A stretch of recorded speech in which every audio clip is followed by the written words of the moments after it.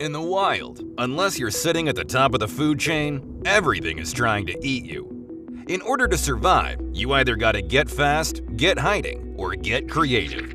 One creature that's developed a shocking but effective defense mechanism is none other than the electric eel, able to spontaneously generate high-voltage pulses of electricity. So what do you think happens when a vicious predator like the caiman, the Amazon's equivalent of a crocodile, tries to take a bite out of an electric eel? Will it get the shock of its life, or is it lights out for the cranky caiman?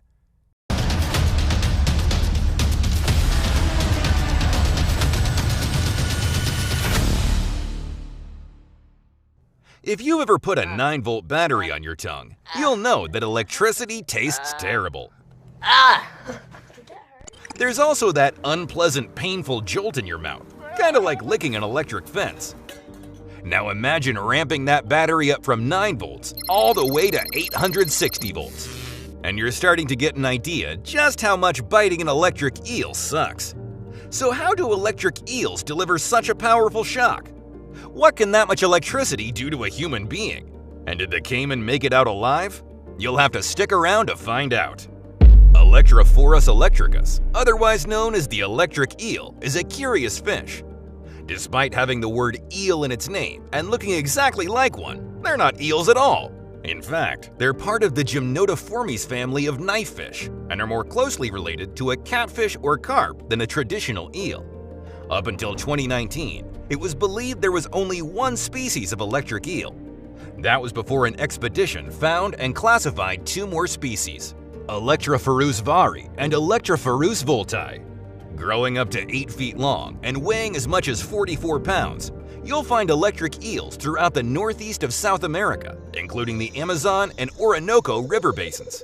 They love lurking through slow-moving freshwater creeks and swamps, using their secret superpower to stun and kill their diet of fish, shrimp, amphibians, and sometimes even small mammals. For centuries, the indigenous tribes of Venezuela called the electric eel arimna, or something that deprives you of motion. To catch these slimy, sparky treats, tribesmen used to drive herds of wild horses into the eel-infested ponds. The horses' hooves would churn up the mud and bring all the eels to the surface, where they would leap out of the water and attack. The tribesmen would wait until the swarm of rapidly discharging eels had run out of juice before jumping in and catching 1 or 2 for dinner. This technique was witnessed by Prussian explorer Alexander von Humboldt, who in 1800 became utterly fascinated by this mystical creature. In a remote rainforest village in Venezuela called Los Llanos, Alexander set up a series of crude experiments to test the strength of the electric eel's shock. Now, when I say crude, I mean crude. There were no voltimeters or amperage meters. Humboldt would simply grab the eel and objectively rate the power of each electric jolt. After 4 hours of experiments and some seriously shocking blasts, Alexander reported that his muscles ached well into the next day. Despite knowing that electric eels packed a seriously heavy electric punch, it would be at least 100 years before scientists would figure out how they did it. The secret to an electric eel's shocking talent lies in 3 pairs of specialized organs throughout their abdomen. There's the main organ, which spans half the dorsal section of the eel, Hunter's organ, which runs the length of the eel's underbelly, and Sachs organ, which makes up the dorsal part of the eel's tail. These organs contain hundreds of thousands of modified muscle cells called electrocytes, arranged in perfect rows. Similar to the cells of a battery, the organization and stacking of these electrocytes allows a current of charged ions to flow through them, building current as it charges up. Electric eels also use the electrocytes in their Sachs organ to emit a steady stream of weak electric pulses to create a field around themselves. This field is used for communication and active electrolocation, their way of seeing in their dark, murky environment. So, how do electric eels use these 2 voltage attacks to take down prey or defend themselves from predators? After sensing a disturbance in the water, electric eels emit 2 or 3 strong pulses, as much as 860 volts. These high-voltage pulses act like a taser, hijacking the animal's nervous system, causing the prey to violently twitch in the water. This sudden movement generates waves that reveals the animal's hiding place. This all happens very quickly. Eels are able to temporarily stun fish in less than 3/1000ths of a second. Once the prey is immobilized, the electric eel can swallow its meal whole.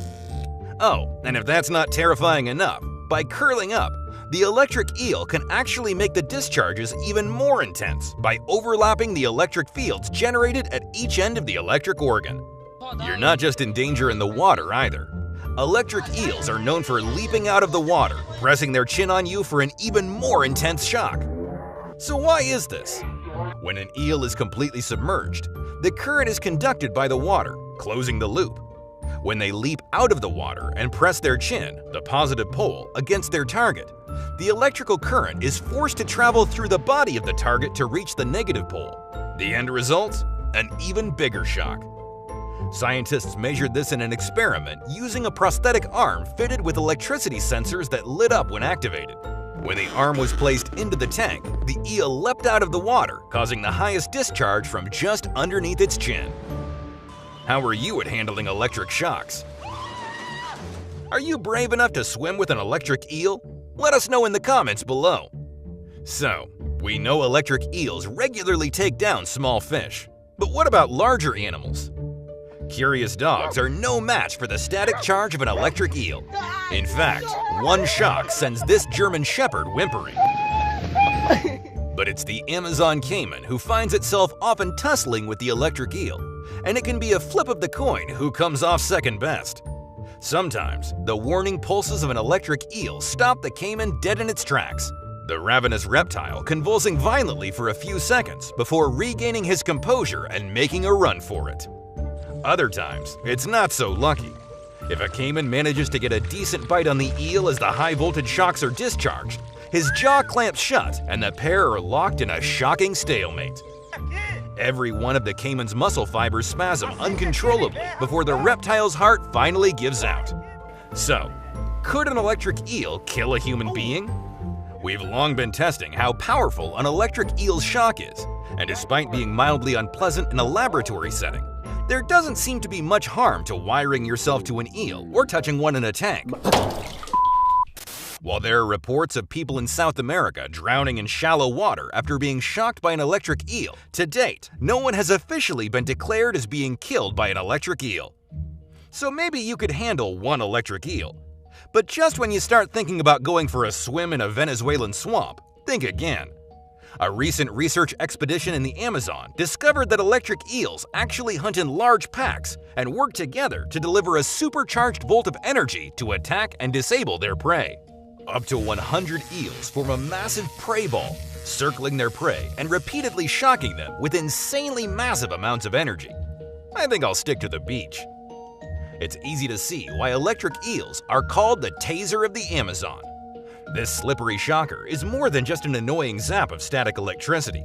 Unless you're a fan of electro-torture, it's probably best to stay out of the water. Thanks for watching.